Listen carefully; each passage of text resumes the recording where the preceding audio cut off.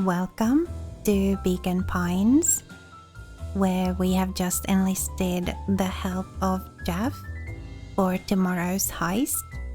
And now we need to go find Iggy and here they are. Hey Tish, look who it is. Luca, are you here to try to tickle us to death again? Look, just hear me out. Iggy raised an eyebrow suspiciously. We're listening. Iggy, I know we've both been giant bags of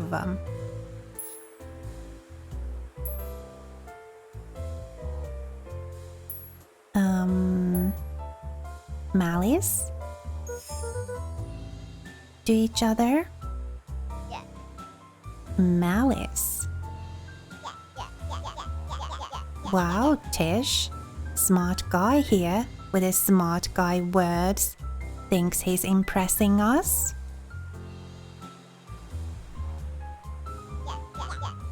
Scram, we ain't interested. Luca knew they'd need Iggy and Tish to pull this off. He tried again. Iggy, I know we've both been giant bags of shit to each other. Iggy gave a reluctant shrug. You're not wrong. But lately, life has been kinda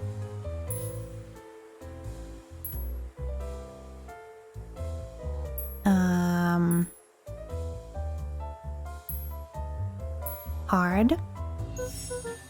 You know? Hard? Yeah, well, life's always hard. Get over it. We ain't interested.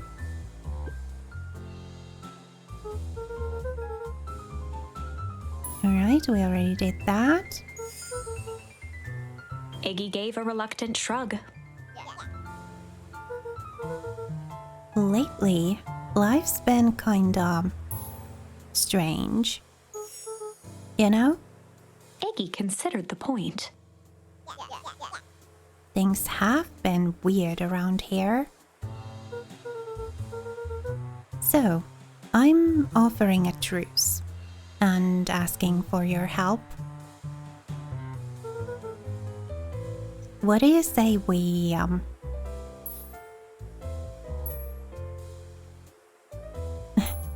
hide our hostilities, at least for now? Hide? We ain't no cowards.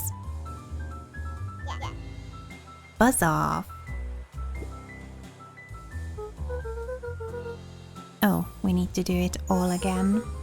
Iggy gave a reluctant shrug.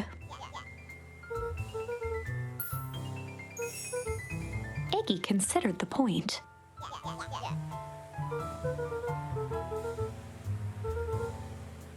What do you say we, break our hostilities, at least for now?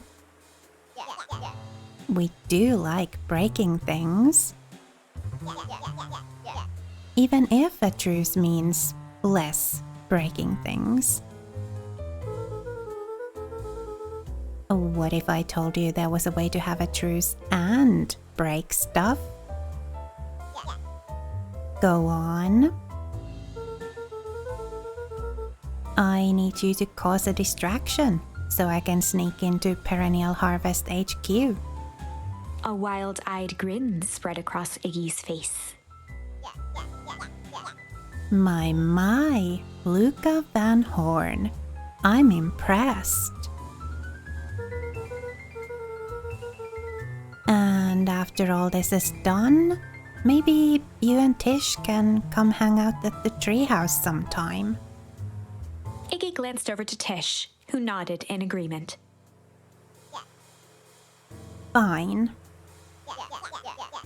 But not because we want to see your crappy treehouse.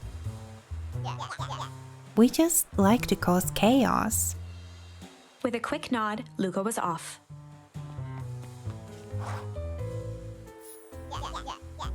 Did you hear that, Tish? Iggy gazed up at Tish with a smile. He invited us to hang out at the treehouse. A single tear ran down Tish's cheek. I never expected this day to come. How wonderful. Aww. Chapter 7. Into the Hive. A good heist requires preparation. And thorough preparation takes time, something they had precious little of. So far, everything was in order. Jeff, Iggy, and Tish all agreed to do their part. Beck radioed Luca that night with a simple and covert message. "We're locked and loaded on my end." And Rollo, after a lengthy confession, managed to persuade Roxy and Fitz to help. He stowed away in mission control for the night to avoid attracting attention. Rollo, being uniquely suited for the role, would be the first to breach perennial harvest. The outfit provided by Jeff wasn't perfect, but a convincing disguise is 10% wardrobe, 90% confidence. Rollo took a few vigorous breaths and shook out his arms. Just stay calm, Rollo. You can do this.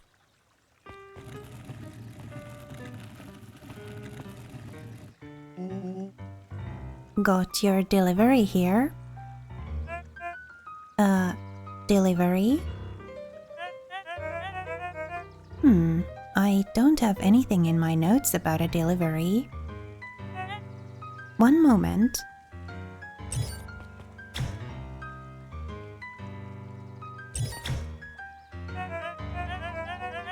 I'm so sorry, but there's no delivery scheduled for this morning. Right. He had to think quick. That's because this goes directly to the founder. He asked that it be kept secret. Rollo sighed, adjusting his tool belt. You know how the founder can be. I suppose we can leave this one off the records.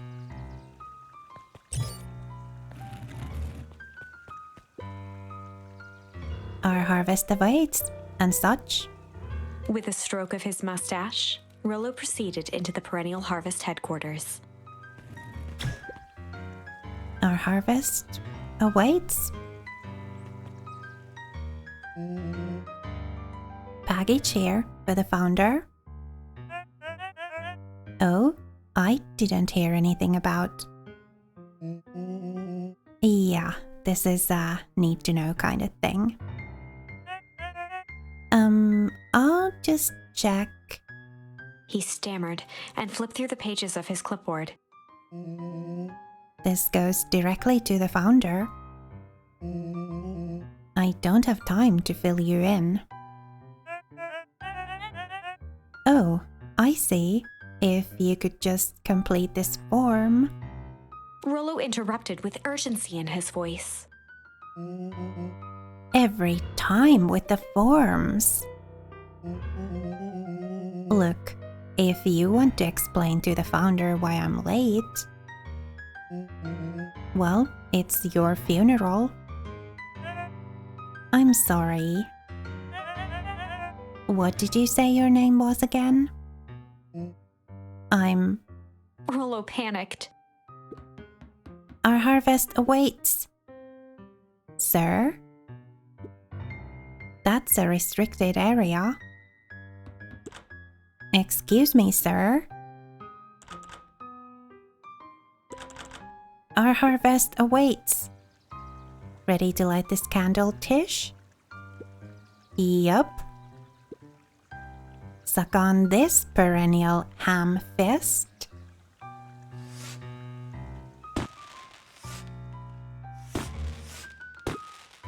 What was that? The distraction was enough for Rollo to regain his confidence. Just open the damn door. I've got a job to do. The clipboard fumbled around in a frenzy. I should check on that noise. Oh, come on. Just buzz me in already. Okay.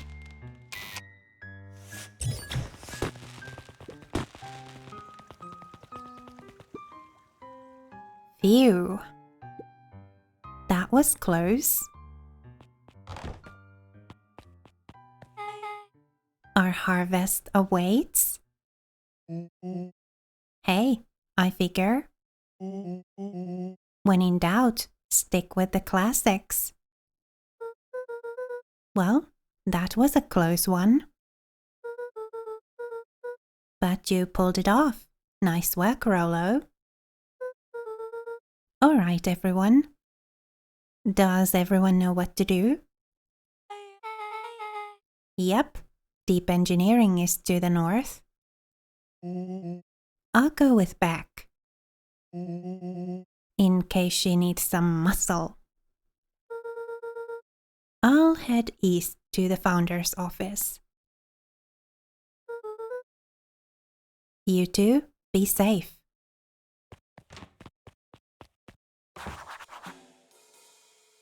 All right. That's odd. There's not even any cups for the water.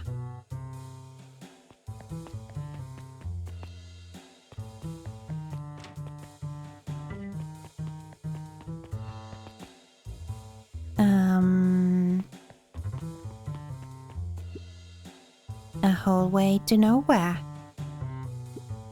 What's going on here?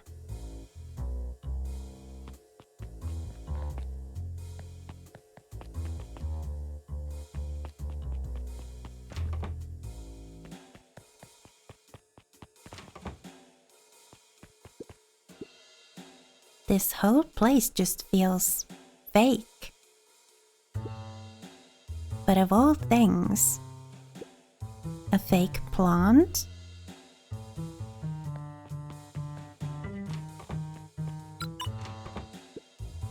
Solomon? Solomon stopped in his tracks. Luca? What are you doing here? It's a long story. Are you okay? A veneer of confusion flashed across Solomon's face.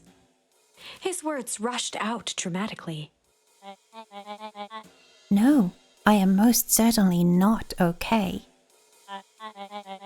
Some strange people grabbed me and...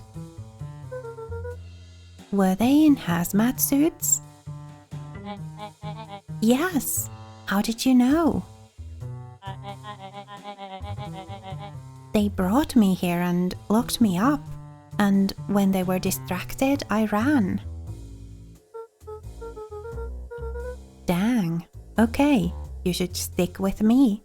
We've got a plan. Solomon's facade briefly faltered.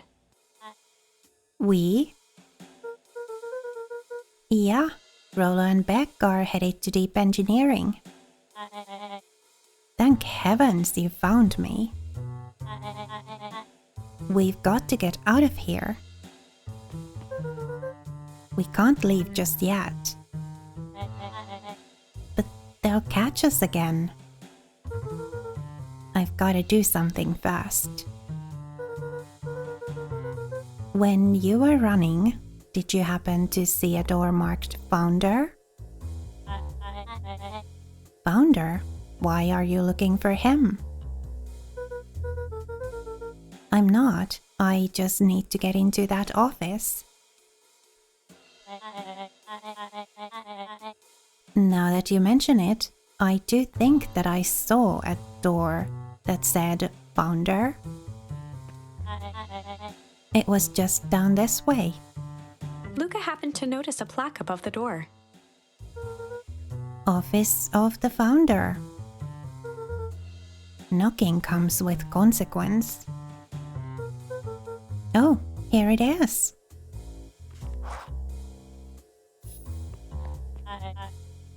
So it is. It's pretty lucky that I ran into you, or else I might have missed it. Truly fortunate. Luca tried the handle. Locked. Solomon leaned forward to examine the mechanism. Regrettably, it seems to be some sort of electric lock. I don't see how we could possibly defeat a lock like that.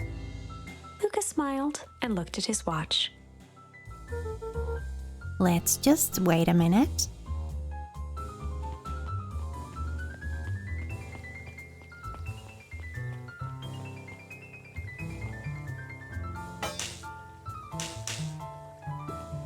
Wow. I don't know what sort of funny business you're up to, but I like it. She mimed a quick hat tip and ambled off with a whistle. Howdy. Good afternoon. The light on the keypad changed from red to green. How did you do that?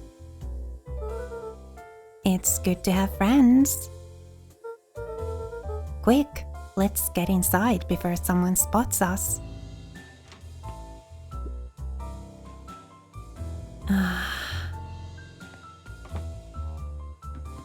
Luca switched on his walkie-talkie.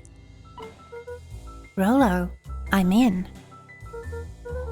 As expected, there's a control panel. Great timing. We're stuck at a locked door marked number 24601. Need you to get us through? What if someone catches us? We should get out of here. I'm not leaving my friend Solomon. On the computer screen, a green cursor blinked in a password field. Surely you don't have a way to get around the password. Luca pecked out his best guess: underground secrets. The screen blinked to life. Columns of green numbers glowed on a black background. How did you just guess that? Oh, it's this absurd password Rollo heard when he was down here before. It's funny how someone arrogant enough to call themselves the founder uses such a basic password. Or they were thinking several moves ahead, not expecting anyone to guess something so simple. I mean, a password should never be a word, anyway. A random string of letters and numbers. Well, whatever. These villain types always end up outsmarting themselves. Solomon's jaw clenched into a half smile. Your powers of deduction are as impressive as your luck. Luca quickly scanned the columns for number 24601. Rollo, I think this should do it. Bingo bango, doors open. Luca, you never fail to impress. What is that slippery lout even doing down there? We have a friend whose mom is in trouble. We're here to get her out. I see. Okay, Luca, I think we're close. The next door's marked number 13806. Once again, Luca scrutinized the numbers on the screen. In that moment of distraction, Solomon reached forward and pressed a large red button. Maybe this one opens the lock.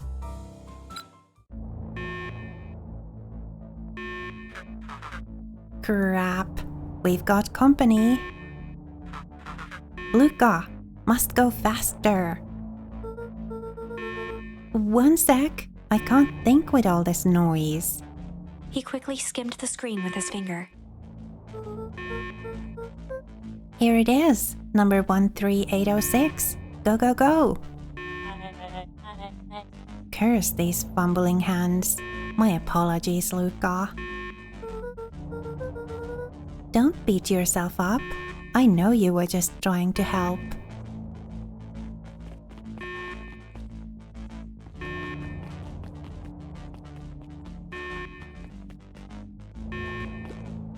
Oh man. No water cups. Rollo.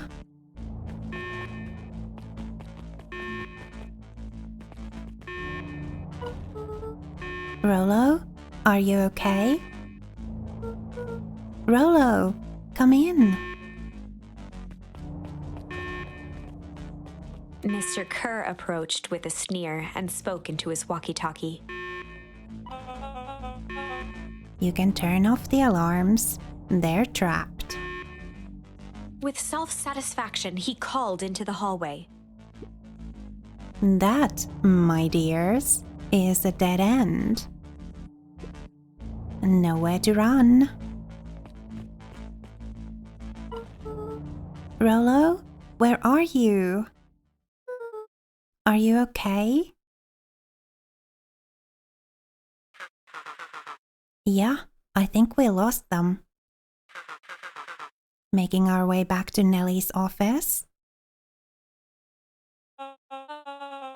Okay, you two rabble-rousers are coming with us. Nope. Make a break for it. Wow. Did that little shit just kick me? Don't just stand there. After them.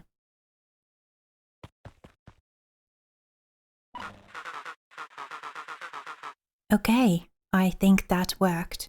Roxy and Fitz have them on a wild goose chase. I am having trouble following what just happened. Like I said, it's good to have friends. Rollo, how long do you think Roxy can distract them? How long can Roxy keep someone so pissed off that they can't see straight?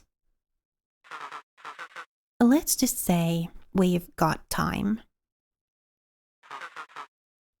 Entering Nellie's office now. Mom! Oh, honey, what did you do to your hair? I thought you'd be happy. I finally used the Young Chemist's lab kit. You sure have a knack for making me incredibly proud in the most frustrating ways. We need to get you out of here. We? Who is your adult friend? Oh, I'm not an adult. Ever heard of a growth spurt? I had more of a growth spew. No, that's not possible. Nellie leaned over to examine his teeth. Substantial banding on the enamel of the molars, consistent with Tempus liquamine exposure. Is that what you call the gunk they forced me to drink? You drank it? Oh no. They told me it was only being tested on plants. Oh, Beck, sweetie, I promise I didn't know. Mom, what the hell is going on at this place? I was brought here to work on the discovery of a lifetime.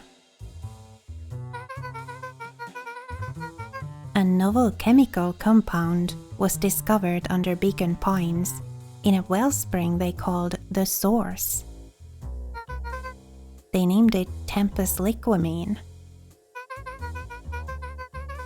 It pulls energy from its surroundings in order to fundamentally alter matter's relationship to time. It was the secret to Valentine's fertilizer. They harvested the source, infusing small amounts of Tempus liquamine into the product. It worked wonders, drastically accelerating plant growth. Crops would be ready to harvest in a fraction of the time. But it led to complications. The foul harvest. Perennial harvest came in to clean up the mess, to succeed where Valentine failed. But Tempus liquamine is rebellious. Rebellious? You can think of it as a manifestation of change itself. It's volatile by its very nature. So the more you try to force it to do a specific thing, the more it resists. Yes. I can relate to that. I bet many teenagers can. My role was to finish the work of my predecessor, Dr. Prescott. Harnessing Tempus liquamine to reliably manipulate an organism's age. Just imagine how many people we could feed. Mr. Kerr was very insistent that we achieve a successful result before today's festival. But you didn't, right? Nellie sighed. You know how much I love a good puzzle. I poured myself into the problem. It wasn't long until I discovered oddities in Dr. Prescott's notes. Oddities? They contained obvious errors, mistakes that someone of his reputation would never make. So I fixed them and now I get to replace my entire wardrobe.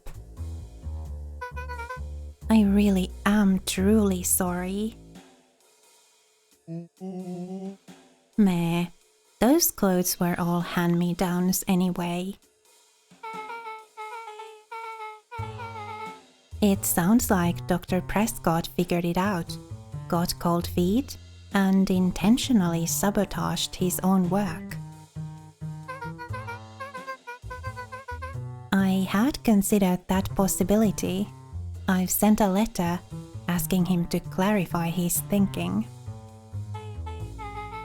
Mom, Dr. Prescott is dead. Kerr had him killed. What? I overheard them talking about it on the radio. It's why we gotta get you out of here. I just... like, now. Wait, the vial! I finally solved the chemical equation, allowing direct control of aging. Mr. Kerr picked it up just before you came. All the more reason we gotta hightail it. Luca, we've got Dr. Moodwell, heading your way now. Roger that. Be careful. Alright, everything's on track. And what is your plan for escape? We'll go over everything when they get here. In the meantime, maybe we can dig up some more info.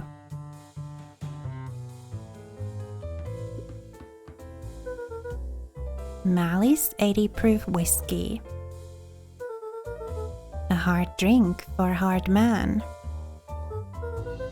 Wow, even his alcohol is arrogant. Solomon muttered inaudibly. I should just smother you right now. What's that? I said I shouldn't bother you right now. Don't be silly, you're no bother at all.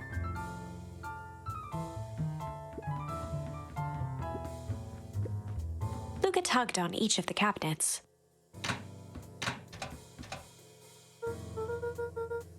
Dang, this must be the good stuff. They're all locked. Perhaps he's not as careless as you suspected.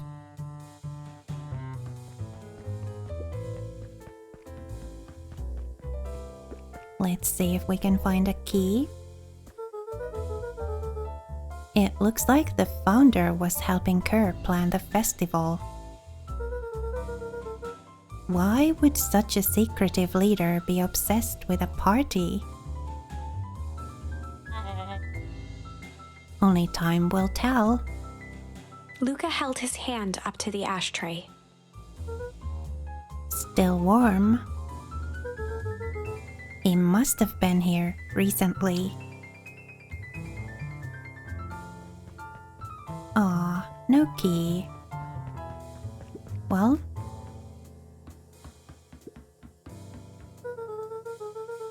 let's see what else this bad boy has on it. Security system. Time card logs. Payroll. You know, for being so evil, this guy sure is boring. Solomon once again muttered under his breath. Just you wait. Huh? Oh, nothing.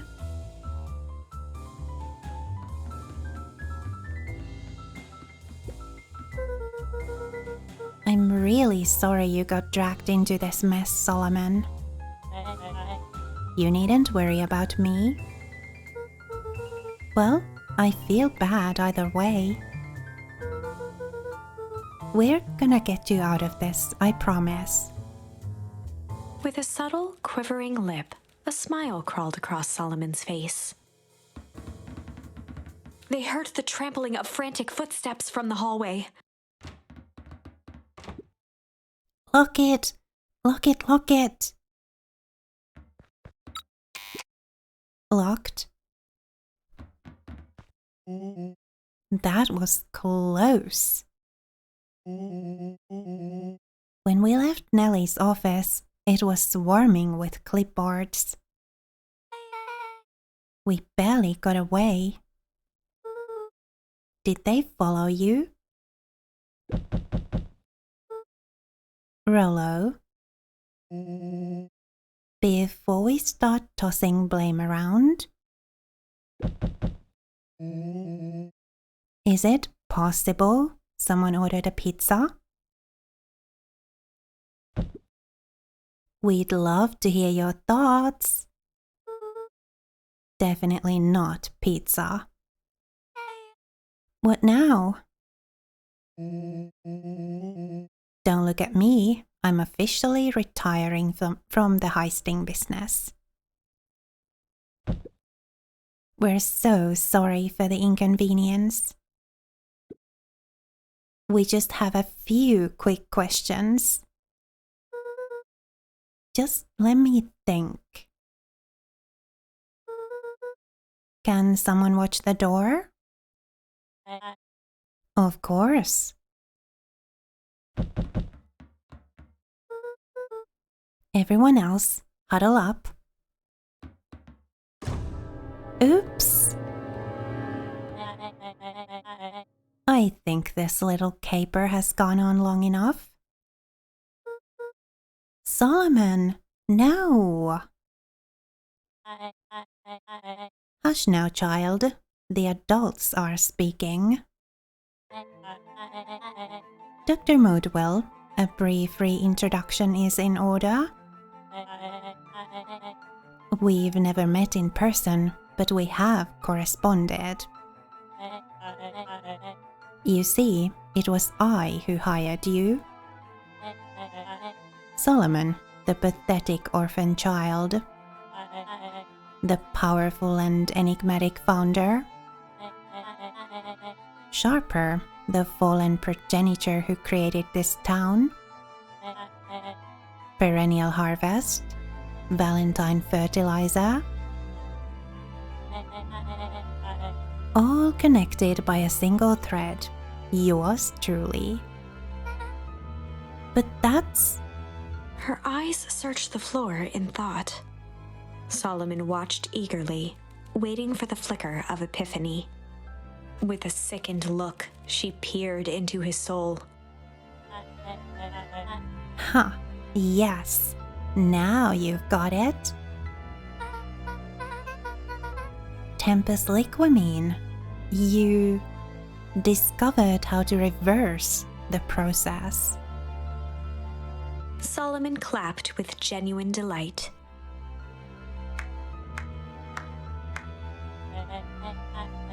Very good, Dr. Moodwell. Very good. Though the discovery wasn't intentional. Solomon glanced down, examining his youthful form. And the effects went a little too far for my tastes. That's why you needed me to finish Dr. Prescott's work. Which you did admirably. Mr. Kerr, the vial, please. Kerr presented it with a theatrical twirl of the hand. May I present to you the eighth wonder of the... Before he could finish, Rollo snatched the vial from Kerr's palm. Wow, this stuff sounds pretty valuable. Be careful, you fool. You have no idea what you have in your hand. Actually, we do. You just did a whole evil villain monologue thingy about it. Rollo casually tossed the vial to Luca. Gosh, maybe I'll have a taste. Luca jiggled the vial mockingly. Seize him. Luca, over here. Move another inch and I smash it. She held it tightly behind her back. Solomon sighed, speaking in crisp, measured syllables. You have no plan? I'll smash it, I swear. Fine, risk killing us all. Or, if you're lucky, nothing happens. Then what? We capture you and grant you much less leniency. He pursed his lips with feigned sincerity. But I give you my word, if you hand it over now, none of you will be harmed. A deep uncertainty washed over Beck. You're a smart girl, Beck. But there's no shame in being outwitted by someone smarter than you. We both know there is only one way this ends. She looked to Nellie shakily. With a dispirited nod, Nellie sighed in defeat. Beck slowly approached Solomon. That's a good girl. Beck, don't do it. We can't trust that jerk. I'm sorry, he's right. With apprehension, Beck conceded. Solomon pocketed the vial and brushed off his shoulder with a sharp flick. Mr. Kerr, you have allowed yourself to be humiliated by a group of children. Report to my office tomorrow for a performance review. The blood drained from Kerr's face. Of course, sir. But first, you have a speech to make. Trot out there and give me the introduction I deserve. And don't forget to smile. Yes, sir.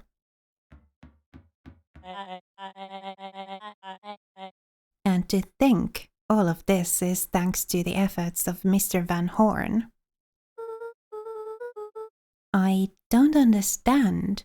How is this all because of me?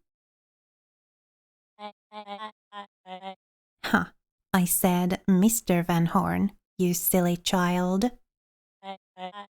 Dr. Walt Van Horn. Your father was always a thorn in my side. I offered him an opportunity to be a part of something great. But the fool was blinded by righteousness. He even broke into my laboratory in an attempt to sabotage my work. Solomon shook his head with gratification. But the universe has a funny way of correcting course. By meddling with a force he didn't understand, Walt showed me its true potential. As fate would have it, Luca, your father's dying act was to grant me eternal life. A muffled applause resonated faintly through the walls. Well, that's my cue. After the festivities and my subsequent ascension, I will return to deal with you all. Until then, I suggest you use this time to reflect on the magnitude of your failure. You three, keep post outside the door.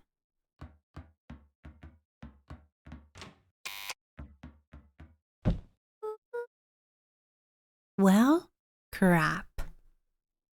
And we'll continue this in the next episode and see how the how many are we? 4? How the 4 of us eventually make our way out of here. For now, thank you so much for spending time with me here on the Mellow. It was lovely to have you. Please remember to be kind to yourself. Have a lovely rest of your day. And I'll see you next time.